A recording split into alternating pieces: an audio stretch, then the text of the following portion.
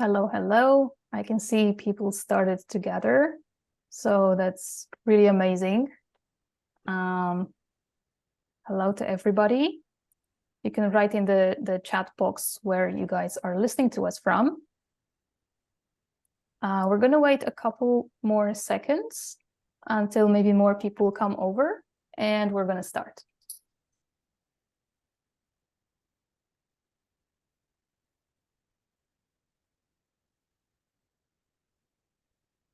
Okay, amazing. Hello, everybody. My name is Magda, and I'm the head of growth here at Email Industries, and I will be moderating today's webinar about IP warming. I am joined by two amazing guests. Before I introduce them, I just want to tell you all that the webinar is going to be about 40 or 50 minutes so that we keep it under 1 hour. It is recorded, as you might see, so you will be able to access it later on. So welcome, everybody. And I'm going to start with the first guest, Daniel Schneider, who is an entrepreneur hailing from Israel. He's currently based in Tel Aviv, and he's the co-founder of Warmy, alongside his brother, Michael. He has degrees in electrical engineering, in biomedical engineering, and an MBA. You have a lot. And beyond work, you are an adrenaline junkie. That's what I read here. And you have scaled both Mount Kilimanjaro and Everest. That is super impressive, I gotta say. So with a vision to expand globally and a commitment to excellence, Daniel is not only building a business, but he's also making a significant impact in the sales and lead generation domain. Welcome, Daniel. Happy to have you here. Thank you. What an introduction, and thank you so much for this. Sure. I spent some time in the university. But it was cool, and now I'm here. Nice. I feel like at some point, people just are done with universities. I studied for quite a while because I wanted to. So I'm really impressed by your CV, let's say. So now we have Neil Robinson, who is working at Email Industries as the deliverability lead. He's been in the IT industry for over 20 years with a primary focus on supporting email platforms from small businesses all the way to very large organizations. And within the last 5 years, his focus kind of shifted from managing the inbound email servers to making sure the client's marketing emails get delivered to the inbox. As a deliverability lead at Email Industries, he's working with other top email geeks to help clients make sure they're conquering all the roadblocks they have with email marketing. And whether it's helping set up new systems or optimizing current processes or resolving major deliverability issues, his expertise is basically a guarantee of success. And when he's not doing emails, he's probably outdoors with his family. Can you tell a bit more about yourself, Neil? I'm not climbing mountains like Daniel is, but yeah, I love to spend time outside, and I've been like we said in IT since right out of high school. So this has been, I didn't do university route like Daniel. I didn't get the pleasure of university, but I did have been in technology since then. I've loved it ever since. So amazing. And before we move on to my questions, I have to ask you guys one thing. Daniel, can you tell me a couple of words about Warmy, what the company does, and how it helps their clients? Yeah, so everything started a few years ago when we started to send a lot of emails for other business we had, me and my co-founder, which is my brother, as you mentioned. And we found out that there is a problem when you send a lot of emails or deliverability. There is a spam folders, stuff like that, and then we looked for a solution. Back then, I think it was 5-6 years ago, and couldn't find any solution, and we started we figured out that we spent a lot of time in the university, and we decided to try to solve this problem. And this is how everything started. And this is the way we started to think about this problem, to think about the engineering. We solved this problem to ourselves, and then we started to show it to the world. And what we do at Wormy, actually, we solve the problem of emails going to spam, increase the email deliverability, which is just growing. This market is growing year over year. And the first thing that someone is doing when he is joining a company is opening a new email account. And how important it is, with the number of emails we send daily just growing. And we decided we fall in love with this problem of email deliverability, and we are solving this problem with the technology we are developing, and all around it. And this is what we do in Wormy, where almost, I think, 35 people working only on deliverability, and experimenting things, researching, and trying to give it a proper technological solution. Amazing. Thank you so much. I think we fell in love with the same thing, email deliverability. So Neil, could you tell us a little bit more about Email Industries? Yeah, Email Industries it's Scott's company. He, from my understanding with Scott, is he started out doing the list hygiene, the black box tool, that has since evolved into the Alfred product, which is a fantastic list verification platform. But I know over the last couple of years, I know Scott's been doing a lot of consulting, those types of things. But I would say 1.5 to 2 years ago, he really pushed the services. We built a really great team of some experts that are just knocking things out of the park. We're solving problems for a lot of large companies that, like, why is our stuff landing spam? And we take the time to figure it out and give them the solutions, and then they end up in the better direction. That's really the extent of Email Industries. But yeah, anything email related, Email Industries is equipped to handle it. Whether it's outreach, whether it's your B2C, consumer ecom emails going out, whether it's just business correspondence, we have the tools and the expertise to basically make sure that anything's fixed and you get back in the inbox and you get those conversions. That's a very good explanation from both of you guys. Thank you so much. I'm hoping our attendees will understand a bit more where we come from. So without further ado, we didn't spend that much time on introductions though. I wanted to ask, maybe Neil, you promised that you would explain this to me. What is IP warming in general?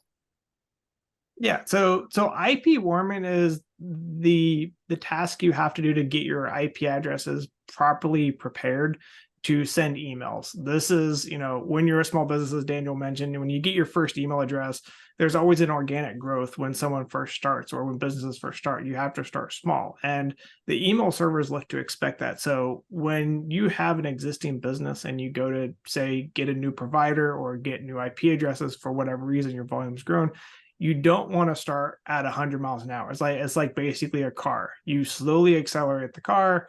You make sure that everything is lined up like it's supposed to. If you hit the gas too fast, you're going to run off the track, or you're going to run off the road. And so IP warming is being strategic and slowly sending out volumes. And there's a lot of strategies to it, but it's a slow growth on the volume, because that's what email providers, inbox providers look for. They don't want to see you go from 0 to 100 in a day. They want to see you go from 0 to 100 over the course of a week or two. And of course, over here it's miles per hour. You guys have the kilometers per hour. I don't know what 100 miles per hour is to you guys, but for us, that's pretty fast. And so that's what warming is. You just have to be very cautious, because otherwise it looks suspicious. And we'll talk about some of the struggles you have if you don't do it correctly. That all makes sense. Is there anything you can add, Daniel, or? It was an amazing explanation. Nothing to add. Yeah. Thank you so much. So I'm going to start with you, Daniel. Can you tell me some of the best practices when it comes to IP warm-up? Yes, so I would start with what Neil just said, is to start slowly and gradually. And all the filters, or all the blacklist, doesn't like that when you have some spikes. When you start very fast, immediately you have some spikes, and no one likes it. So start slowly and make the growth smooth. And this is one of the best practices I can suggest now. The second one is to receive emails, to show that you are receiving emails. Back then, before the tools that were developed, what people actually did, they are subscribed to newsletters, a lot of newsletters. We went to a different website and just subscribe, put our email, and start receiving a lot of newsletters. It helps a lot for the IP warming, and this is the second tip I can share. So everything should be slow.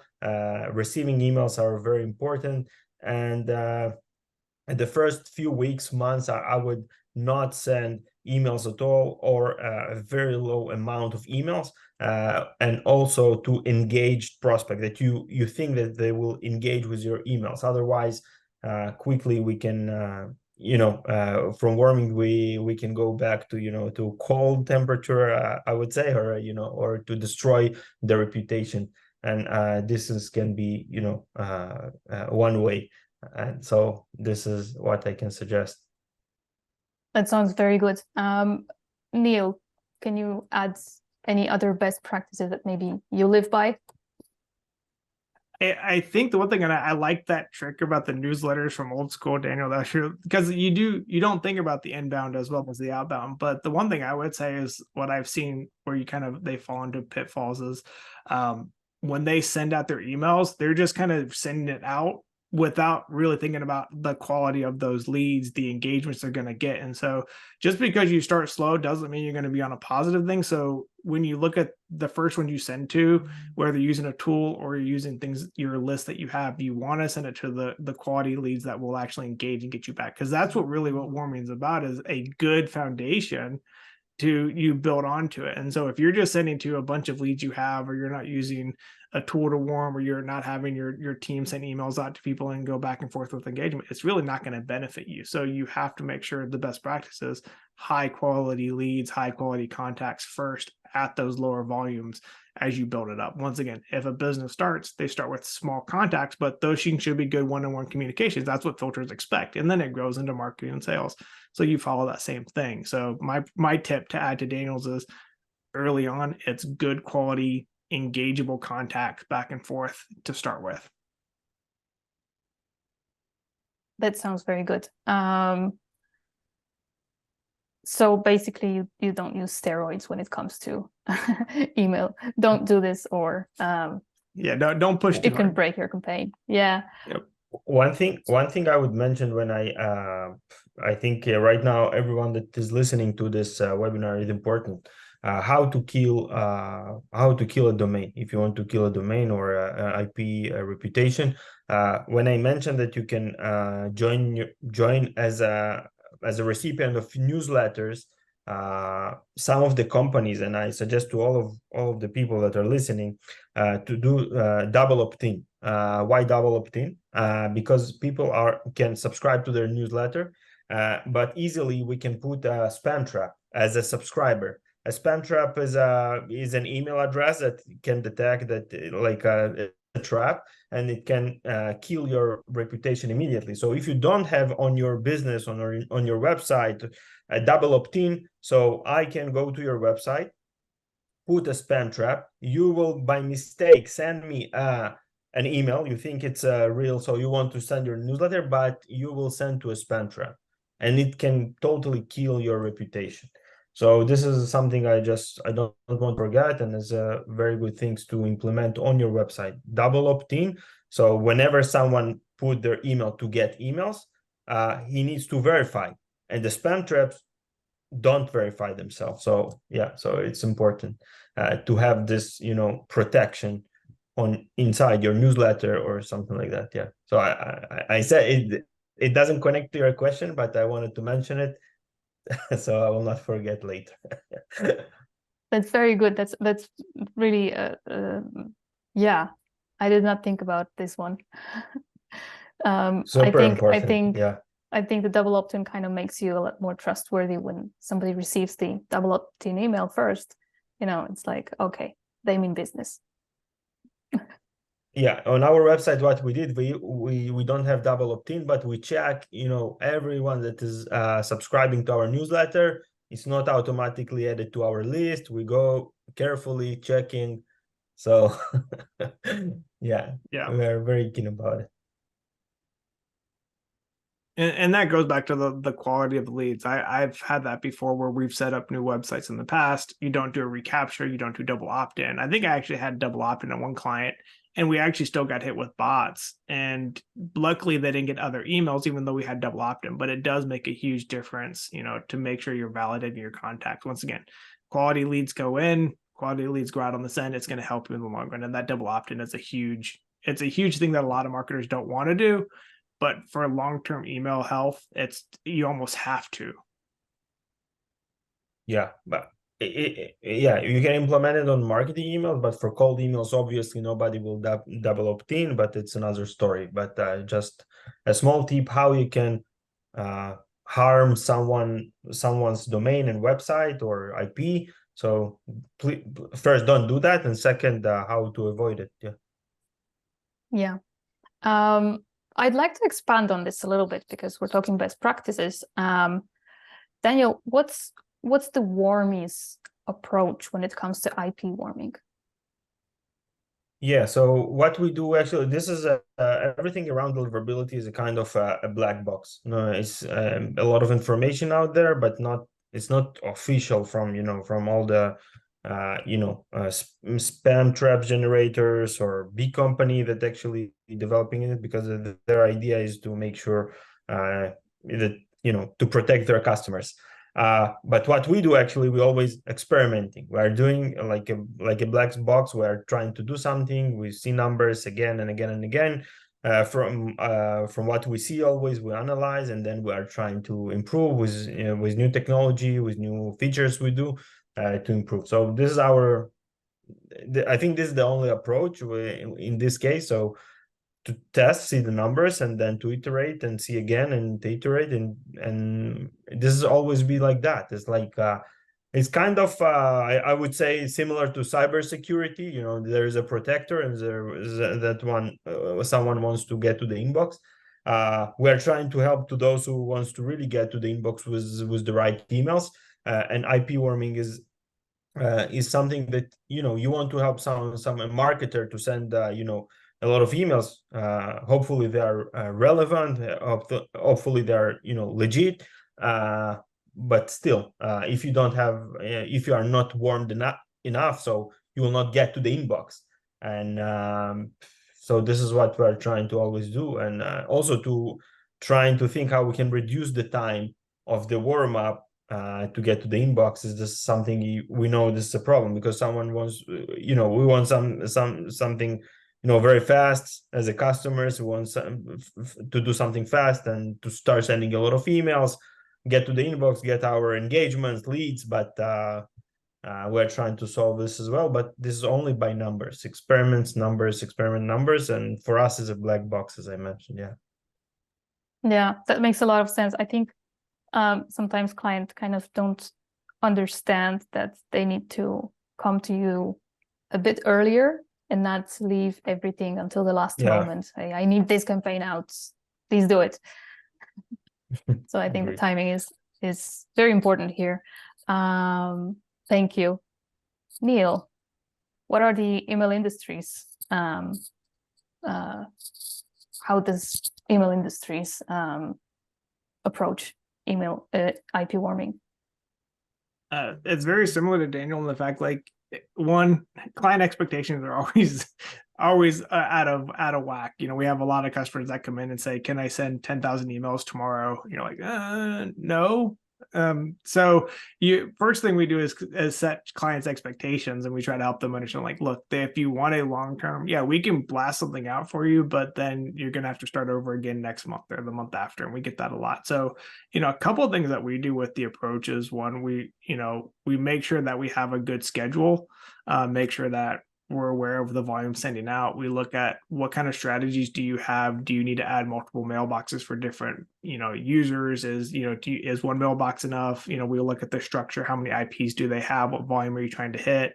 Do we need to send 2 or 3 dedicated IPs so that way in a month or 2 we can actually get to that volume you want?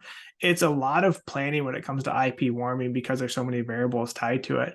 One of the biggest things that I think that gets overlooked a lot is the providers you're sending to. If you have 100,000 contacts, one of the things to look at is how does your audience break down? The different providers, Microsoft, Google, Yahoo, those are kind of your big 3, but then you also have iCloud, and you even have like Google Business versus Freemail, Microsoft Business versus Microsoft Freemail.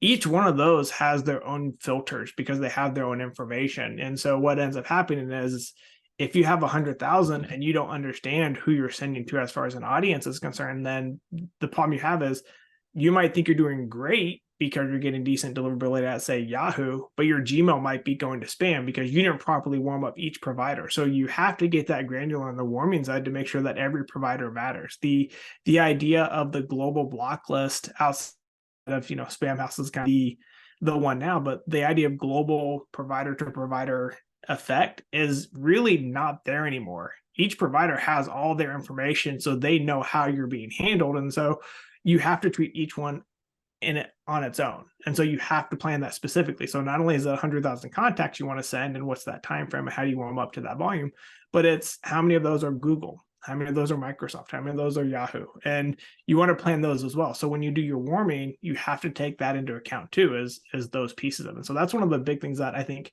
get overlooked a lot. Not only is it just the volume, it's, well, what's your volume at each provider? If you start with 100, well, how does that break down for Google, Microsoft, or Yahoo? Because that does matter. That's what makes a big difference. So that's the biggest thing that we look at when we start with clients with new systems or different types of things, where we have to look at those pieces. And sometimes breaking it down by provider, the one benefit of it is you can actually start sending more because now you're breaking down to 40, 40, 20. Now you have 100 versus thinking, oh, I only have to start with 50. Because you don't realize it. So you can actually get better volume because you're spreading it across and you're very aware of where you're sending it to. So that's just one of those things. That's the biggest change I've seen in the last little bit. And that's how we handle a lot of the warming we do now. That was a very comprehensive answer. Thank you. Thank you so much. Now that we've talked about the best practices and the approach, I wanted to touch something that Daniel actually started talking about, spam traps. What are the most common mistakes that you are seeing that should be avoided at all costs? Let's go with you, Daniel. Yeah, so as we already mentioned, do not send, you just, have a new dedicated IP or you started your business, or I don't know, we want to send a lot of emails and you send a lot of emails without any, first segmentation. So segmentation is very important. So you can segment those that you're engaging more, or if you don't know if you're going to send cold emails, so at least start very, very slow, and then you can grow gradually. So this is the first mistake. Second is people are sending emails without verifying them, and they're not sure if this email exists or first, or this is a spam trap. I have to mention that even when you're using some tools to verify your emails, it doesn't mean that it will find spam traps or stuff like that, because the companies, I will not mention the name of these companies, but they're very famous in this field. Their mission is every morning to think about creative ways to generate these spam traps. For example, what they do, from what I heard, and I met them on some conferences, what they do, for example, they can buy a company that already, this company is inactive. They're buying this domain, not the company, but the domain, the website, and everything, the LinkedIn profiles or whatever needed. And you as a sender think this is a real person, and you send an email to this email address, you send a message, but you hit the spam trap. And the verifiers out there they can be very good, but they cannot detect it immediately, because unfortunately it looks real, it feels real, but again, and if you hit this spam trap, so you are done, you're listed, and you can send another email you will not know, and the third and first, and it give you a few times to fix yourself, but you will continue to send these newsletters or cold emails, and I don't know, they penalize you after 3 times, I think, or after 5 times forever. They can kill your reputation forever. So make sure you know to whom you are sending, even though the technology cannot detect all the traps and everything, but it's important. So this is one of the mistakes, and even though you do everything correctly at the beginning, you are warming up, you are doing according to the rules, but it's enough to hit some traps to kill all the process. If you are doing a cold email, if you are sending cold emails, obviously someday you can hit this spam trap. But if you are doing marketing emails, newsletters, or people subscribe to you, make sure you do double opt-in and you send to engaged prospect. So these are the mistakes, I would say, the most important to avoid. And yeah, and just to emphasize, the tools that are sending are verifying they're good, but they're not good at 100% to detect. So I would say, make sure you know to whom you are sending. If you don't care about your IP reputation, domain reputation, and you have a lot of them, so you can not waste your time and just send until you will see the reputation is dead. But until then, verify the email account, the email addresses that you send to. Make it slow progress, smooth, without any spikes, and it should work well. I understand. So basically, remember to verify often. And don't purchase verify, least. but yeah, don't purchase, but again, verifying is not 100%, unfortunately. And these companies are small, they're not huge companies, but they're very smart, and they're doing creative things, how to create the spam traps, because they want to report these big providers like Gmail, Outlook. So this is a sender that's sending unsolicited emails or unwanted emails, just for you to know, and immediately your reputation goes down, and that's it. And all of your emails following will be going to spam. If the email is going to spam, nobody will see it, so nobody will engage. It can be a good promotion, it could be a newsletter, something educational. Nobody will see it probably if you don't check your spam. Yeah, you can pose as the most reputable brand, but if your emails go to spam, it's kind of difficult. I have I have a hobby. I always check my spam folder to see who landed there, and also very big companies actually landing in my spam. I don't know, unfortunately or not, I'm fortunate. I don't know why, but yeah. So I see, and they're doing some mistakes. Also, a lot of settings should be done correctly. I will not speak about that, all the technical stuff, but if we assume that everything is done correctly, it doesn't mean you will go to the inbox, because this is my most important thing that can kill your reputation, even then you spent a lot of time on building it, the reputation, etc. Yeah, I understand. Thank you so much for your answer, Daniel. Neil, do you know any other mistakes that we should avoid at all costs? I think one thing that Daniel might have been alluding to right at the end there was, proper setup. We have SPF, we have DKIM, we all have all these things in place. And obviously we know the biggest news now is, as of 2024, Google and also AOL Yahoo are going to be a lot stricter on authentication. So one of the things to do that you want to make sure you do is you properly configure these IPs for the sending domain, those types of things, to make sure that it's authenticated. Security is a big concern nowadays. So if you don't do that part, you're just going to be, you're warming up the IP for, your sending platform, not for your domain. You're not building your reputation around those types of things. So one of the biggest mistakes you have is trying to skirt the system to not authenticate or not take that. I mean, it's 5 minutes to do that. So a big mistake I would say is, one, make sure you properly set it up correctly. Make sure you're properly authenticating. Like I said, Yahoo, Google, which is a big chunk of everything coming out next year, they're going to start docking you for that one. I would say the other thing to watch out for is sending creep. I'll call it that, because I've worked with a lot of businesses as they do their marketing and stuff. They might start slow, but then they don't realize that they have multiple salespeople with multiple sequences. They let their system go a little crazy, and then they go from sending, oh, we're only sending X amount a day. Well, they don't realize that now their volume's 10 times that, because they let a salesperson create their own sequences, or they let certain things. So you have to be conscious of your volume, especially as it grows, because it's very easy to get, as sequences go to the second email or third email, and they have 10 people sending 3, it adds up very fast. And so that would be the other mistake, is just really track your volume when you're warming, especially on the warming. How much are you really sending each day? Once again, by provider breakdown helps you a lot. That's something that I would say just to be aware of, that you have to watch, especially on the warming side, is really track that volume, especially if you have a larger system with multiple people working in it. That's, like I said, I've seen a lot where you just get sending creep. Yeah, that makes a lot of sense. Yeah, not tracking the volume can be kind of deadly. Okay, so we covered the mistakes, but let's say we did everything correctly. We did the setup, it's working well. There's no spam traps.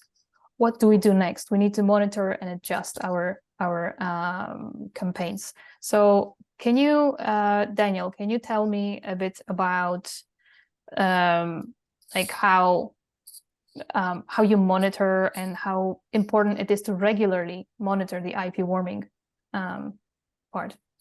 Sure. So first I would say monitoring is, I think, the basic thing you have to do, the numbers. What I would not monitor is the open rates, because right now it becomes more and more, a fake number. And why, I can explain. Apple released an article or something like that it's very, it's not something a few people know. So these robots can open the message by themselves and read it and decide if it's going to spam or not, in a simple words.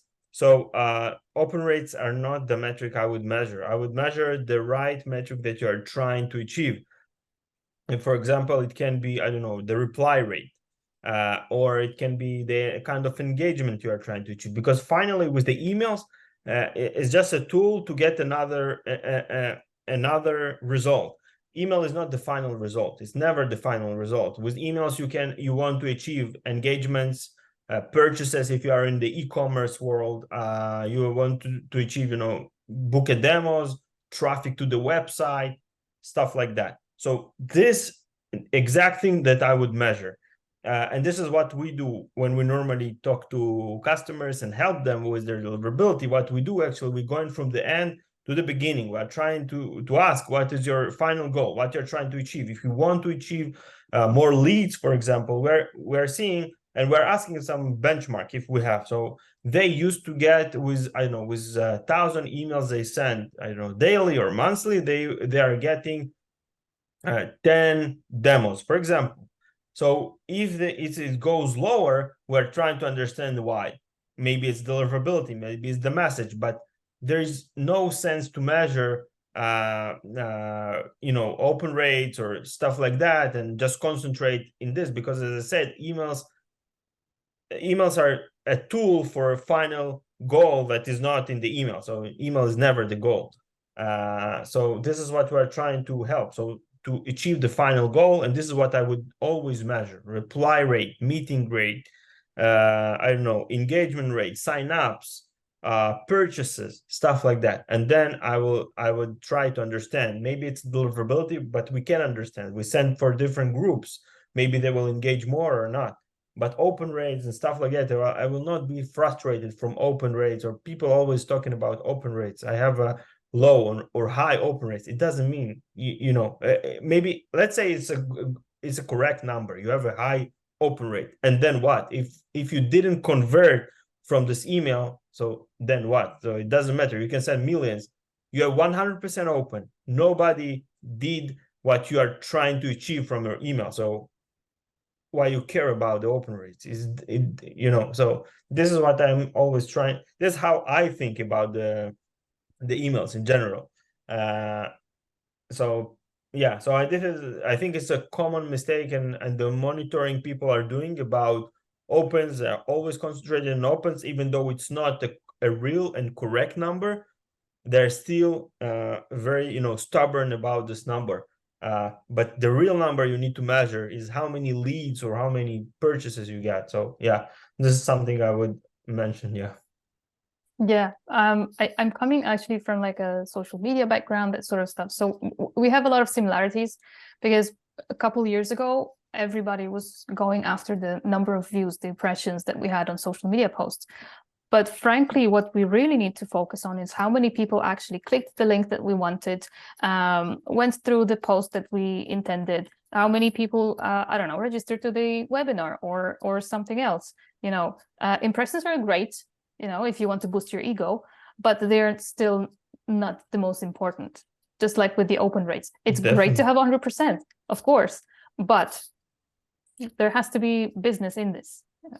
Yeah, what would you do with these clicks if you didn't convert them? So as I said, this is as a social media manager, you always do some posts and designs on the social media.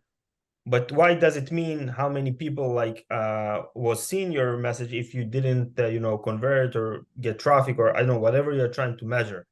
So it's a tool for your final goal. It's always a tool for your final goal: increase purchases, customers, I don't know, whatever you're trying to achieve. Yeah. What about you, Neil? Would you agree with the open rates? I want to say controversy, but it's not really a controversy. Yeah, no, you're wrong. No, I'm just kidding.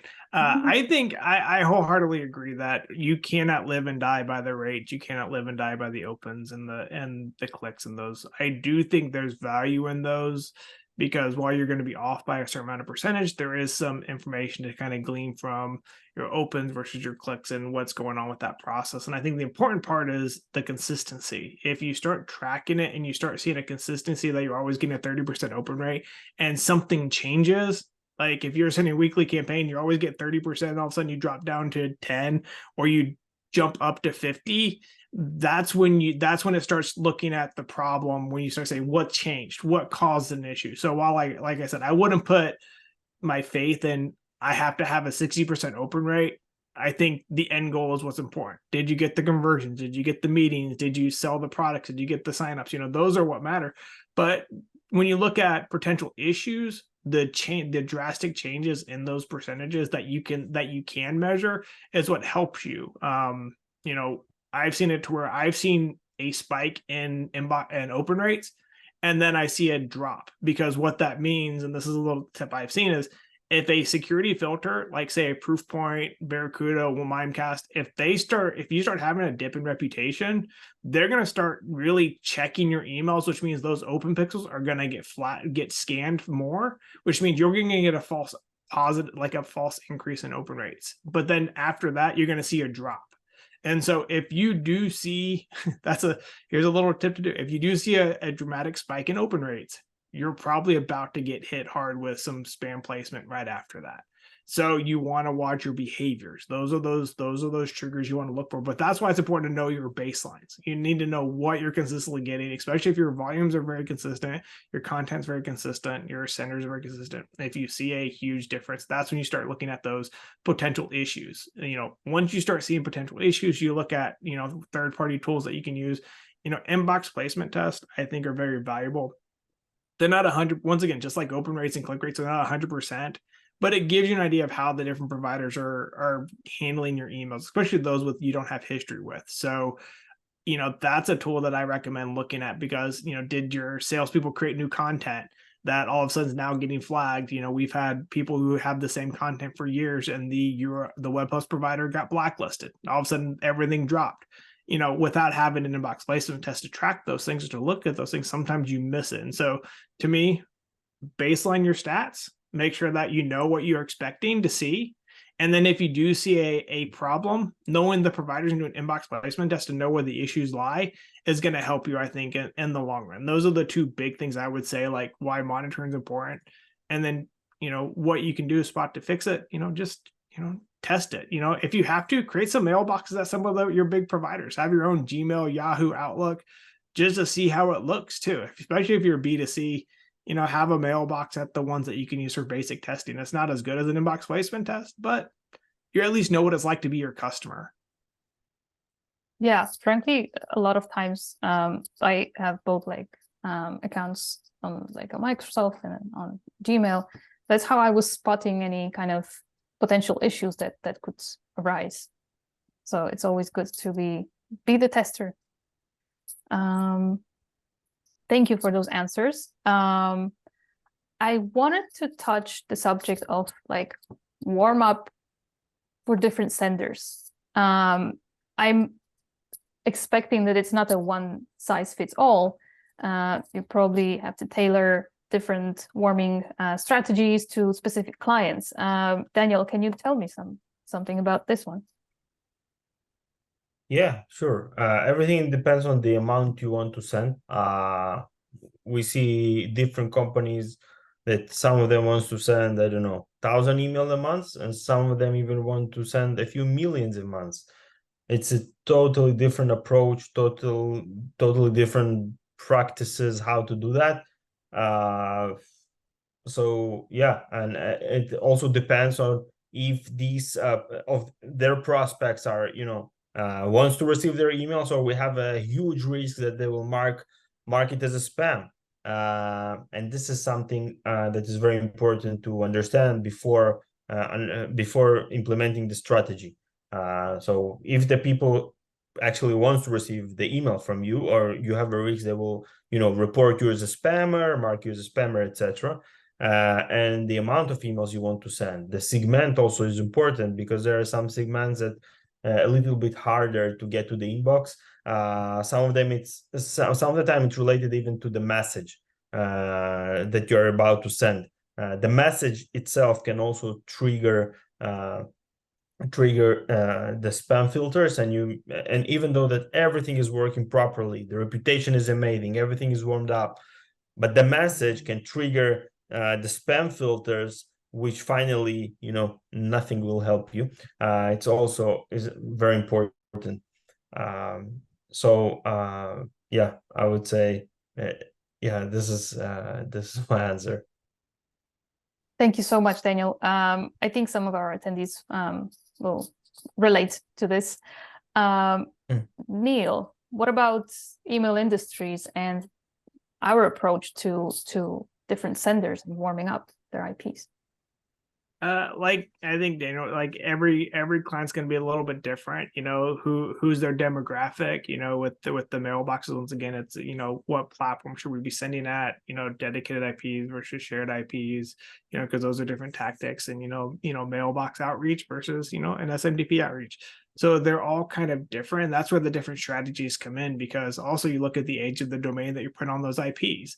Is it a brand new domain? Is it an older domain? Are you using subdomains? So everything like those pieces helps dictate how that volume goes through, because each one starts at a different place. Using the car analogy, if you're in a race and you're halfway down the track, you'll get to the end faster because you're already partway there. You have an aged domain, you're using shared IPs, or you have a dedicated IP that has some history on it already. You just want to put a domain on it. So on our part, it's really about looking where you currently are.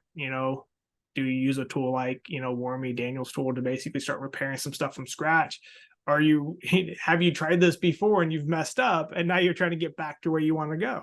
Those are different strategies, because everything's going to be a little bit different as far as that process. And so, yeah, we have to look for, in this case, it's always about where they currently are.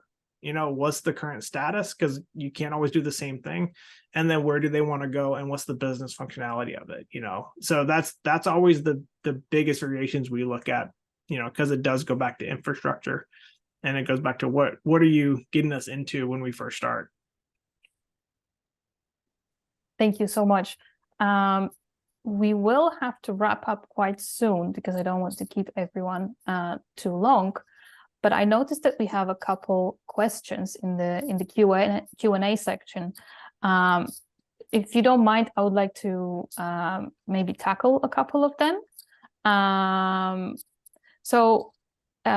Emre is asking, how can we bypass fake reads from Gmail and similar providers? I don't know who could answer this one. You really can't.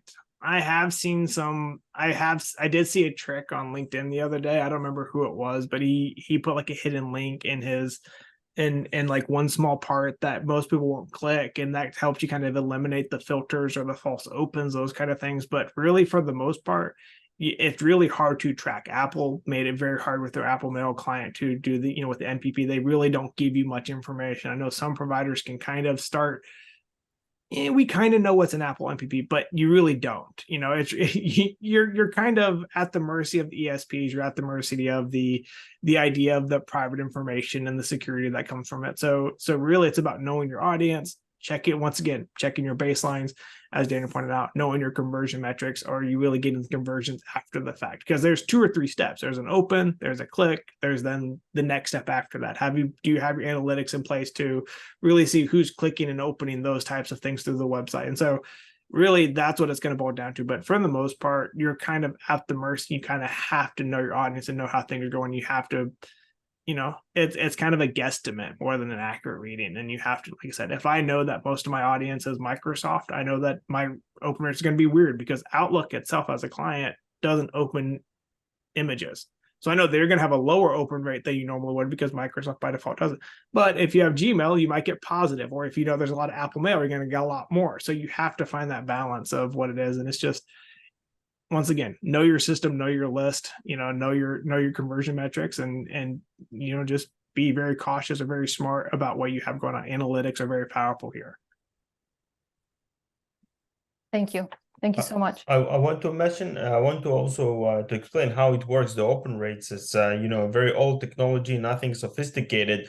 The senders adding a pixel. A pixel is a picture, one on one, a very, very small, transparent, nobody can see it, and the sender adding it to the message itself. And whenever we send it, on the other side, if we download the images, if you are familiar, when we get an email and there is a breaking, as a broke, structure that we cannot see the image, is when we are not downloading the image. And this is how we cannot detect if someone opened the message. So this is how the technology works. So if we didn't download the image, we didn't report to the sender that we saw the message. So again, I think it's going back to my opinion. So we don't need to measure because maybe, as Neil said, we always need to take like the benchmark and always then measure and see what's going on. But in general, I would say also measuring the open rates can hurt deliverability, because if we add images or pixels or stuff like that, it's like an attachment, and it can also impact deliverability if you send, let's say, cold emails, etc. So it's not recommended in general. I understand. Yeah. Do we have enough time for one more question, maybe? Or do you have something lined up? So Krashan writes, you mentioned that content that got flagged once is likely to be flagged again by a different email address. Will this be applicable if he uses the same content through an email from a different domain or IP? So the deliverability consists of several things. It doesn't mean if you send a message from our experiments, if you send a specific message from different infrastructures, it doesn't mean that all of them will go to spam. So yeah, but one message from one infrastructure, let's say all of them are good, all of them are healthy, all of them are performing well. One message can trigger the spam, the same message, but on the other infrastructure it will not. So there's no rules. There's no rules that will say. Another thing I would say that you send to a lot of recipients, but every recipient has its own settings on his mailbox. And also also it impacts when he's opened his mailbox and the settings he has inside. So a lot of things also can impact on the other side of the recipient. So so to summarize, one message from different infrastructure will act differently from our experiments. I see. Thank you so much. I hope it answers Krashan's question. And I'm going to ask for one last Q&A question from René. What would you recommend to improve reputation and deliverability for B2B Outlook and Microsoft emails? Maybe Neil? Yeah, well, for B2B Outlook and Microsoft emails, because I'm looking at the question too, because there's actually a couple parts to this one. Yeah. So Outlook and Microsoft are a very unique filter. They're actually a little bit more on the old school filter. So for them, IP warming is very critical for them. They're the ones that relate. They still weigh a lot on IP. They also weigh a lot on content. So one of the things to start looking at with those ones is to look at, do you, test your content? Do you have issues with what you're sending as far as content? If you're using Office 365 to send out, we obviously know that it's not an IP issue, but we know your content could cause a problem. We also know, have you properly warmed it successfully? Have you given to where you're sending enough positive engagement that's counteracting, what you're doing on your outreach side of it.